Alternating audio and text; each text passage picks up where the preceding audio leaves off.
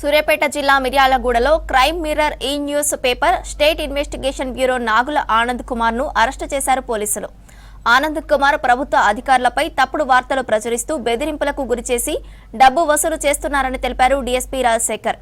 నల్గొండ, వికారాబాద్, రంగారెడ్డి, కరీంనగర్ జిల్లాల్లోనూ అధికారులను, వ్యాపారస్తులను టార్గెట్ చేసి తప్పుడు వార్తలు రాస్తున్నారని తమకు ఫిర్యాదులు వచ్చాయని చెప్పారు.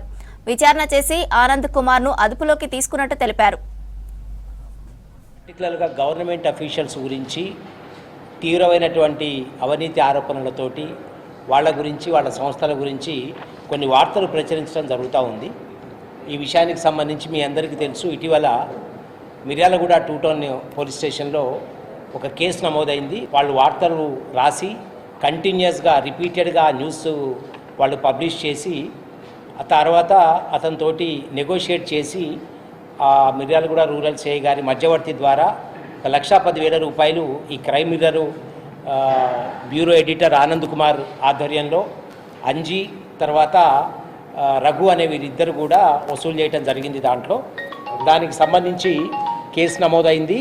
అంజీ అండ్ మన వీళ్ళిద్దరు రఘు ఇద్దరు కూడా అరెస్ట్ అయ్యి ప్రస్తుతం జైల్లో ఉన్నారు. వాళ్ళు మత్స్యగిరి అని ఇతను అసిస్టెంట్ స్టాటికల్ ఆఫీసరు, గతంలో నల్గొండ డిఎంహెచ్ఓ ఆఫీస్లో పనిచేసినారు. ఆ తర్వాత అతను ఇక్కడ పనిచేసిన రోజుల్లో అతని గురించి అతని సంస్థ గురించి చాలా తీవ్రమైనటువంటి ఆరోపణలతో ఇదే క్రైమ్ మిర్రర్ పేపర్లో, డిజిటల్ పేపర్లో కంటిన్యూస్గా రిపీటెడ్గా వాళ్ళు న్యూస్ సర్క్యులేట్ చేయడం జరిగింది. ఆ తర్వాత ఈ ఆనంద్ ఆధ్వర్యంలో రఘు వీళ్ళు ఇతనితోటి మత్స్యగిరి గారితో కాంటాక్ట్ చేసి అతన్ని బెదిరించి మొదటగా 4 లక్షలు డిమాండ్ చేయటం.